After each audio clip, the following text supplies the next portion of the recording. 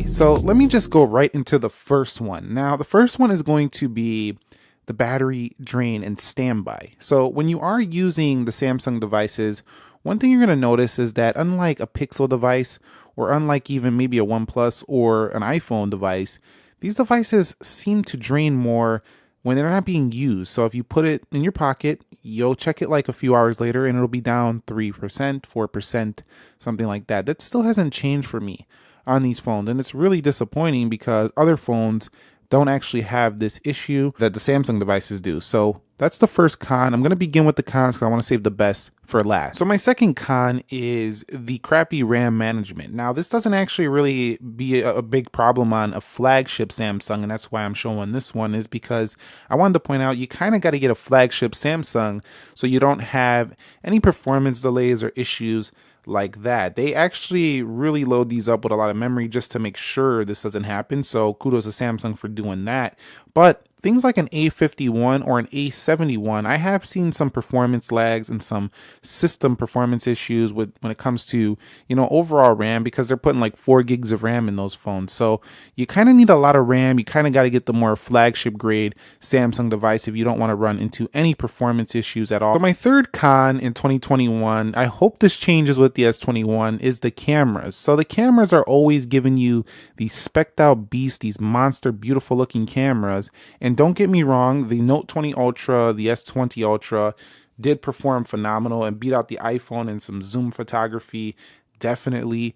But when it comes to the video, for some reason, it doesn't seem to beat the iPhone still in terms of the video quality. So yeah, we can do 8K, we can do 4K 60, we can do those same video modes, but the actual results don't seem to always match up and beat out competitors. However, it is getting better every year, and this is not probably the best example to show you of Samsung cameras not being the best, because this is one of their better ones here. I think it has to do with a multitude of things. I think it's the sensor type they're using. Maybe not using phase detection autofocus could play into this, as the most high-end Sony cameras use phase detection autofocus points, and what it does is essentially when you are putting things in the frame, it's always in focus. The S20 Ultra had some issues with this. The Note 20 Ultra fixes this, and because this has a really small aperture, you'll get a lot of blurry background. You got to know the focus distance.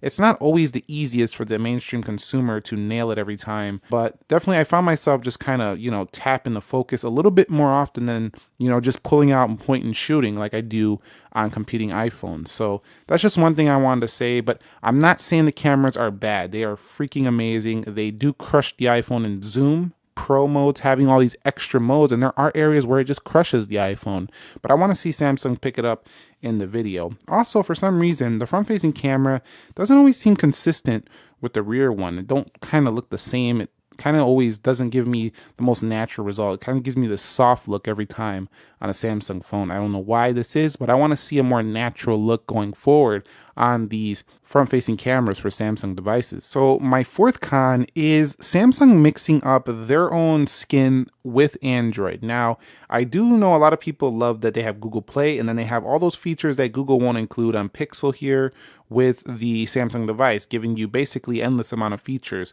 But I constantly think, would Samsung phone be better if a long time ago, it's kind of too late now, but a long time ago they might have created their own platform, had millions of apps, and they controlled the entire experience. I think it might have been an even better experience, because when you get a Samsung phone, you have these two folders, multiple Samsung apps and multiple Google apps. It just seems a little bit like we're doing a dual platform phone here.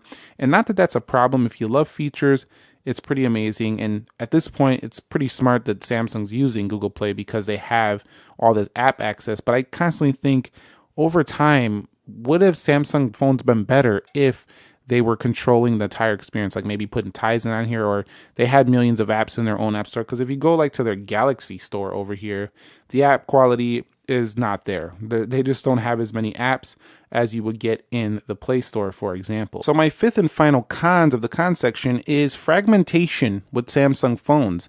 So the Samsung Galaxy S20 FE here, I don't have the One UI 3. It hasn't hit my phone particularly just yet, and it's a good point to make here. The phones get software updates at a similar time frame, but at different days of the week, different week, sometimes over a month later. And I think it makes for the user feeling like, wow, why did I get a Samsung phone? Yeah, it was cheaper, but why does that guy over there, he has a Samsung phone too? Why does he have One UI and I don't? He has One UI 3, for example. Why does he have the latest and I gotta wait? It makes for an overall worse user experience than people who have, say, the Google Pixel or the iPhone or even the OnePlus devices pretty much pushed out similar times, similar days. Okay, so don't get it twisted. Just because I was talking about some cons of the Samsung phone, don't mean I don't have 5 pros as well, and why I will continue to pick up Samsung devices. Number one is the options. We have more affordable flagships to more affordable Samsung phones to more premium Samsung phones over here in the Galaxy Note 20 Ultra with the S Pen. You have folding devices, some of the most innovative hardware ever seen in smartphones here with the Samsung Galaxy Z Fold 2, for example.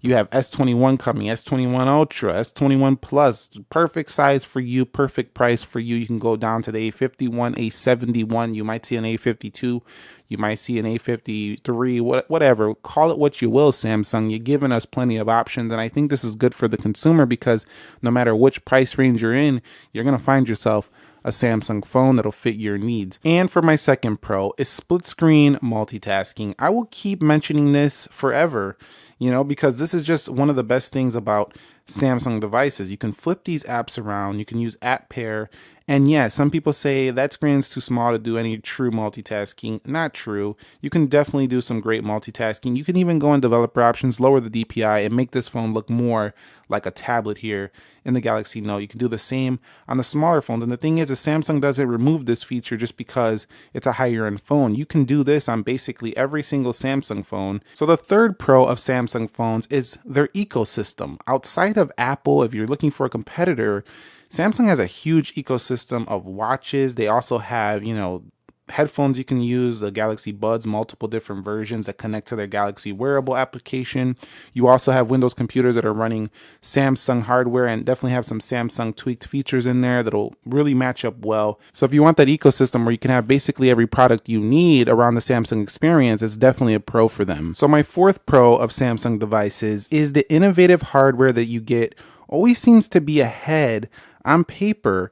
And definitely, while it doesn't always match up and be like the best experience you ever thought it was going to be, at least Samsung is providing it. So it's definitely a pro. For example, the 120 hertz display, while you couldn't run this in their maximum WQHD mode, at least you could run it in 1080 here, and it was super smooth, and it felt very innovative here for the S20 line and above. Even came to the S20 FE, so they didn't even skimp out on that phone. So every year, Samsung pushing the envelope, giving you some of the most innovative hardware you could ever think of, is definitely a pro of buying Samsung phones. So here is my fifth and final pro of Samsung devices in this video, and that is that you can basically get the largest number of features over any other manufacturer. There's just so much you can do with these phones, and it just keeps growing. It gets more and more depending on which model you go with. For example, if you go with the Samsung Galaxy Note 20 Ultra, you get tons of S Pen features.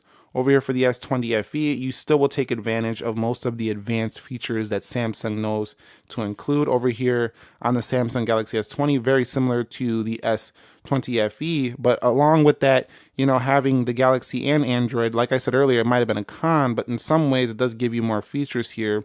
Even on the smaller phones, you have edge panels and the ability to split those screens. So you just can't beat Samsung when it comes to the feature set over competitors. If you're looking for the largest number of features, One UI refines it even more and makes it smooth while using those features. Samsung's been trying to balance having a lot of features, but also slimming down the stuff that doesn't matter, and also giving you a more refined experience here with the translucent backgrounds, the system improvements in terms of performance to One UI 3, and now you're going to have a phone in the S21 that gives you bust of both worlds here. So really finding that nice balance is what Samsung's been after, and I think they're doing pretty well here with One UI 3. So that's it. Those are my 10 pros and cons of Samsung phones. I think that you kind of know if you're going to pick up a Samsung phone now after watching this video in 2021. But remember, software updates are around 3 years. I didn't mention that one.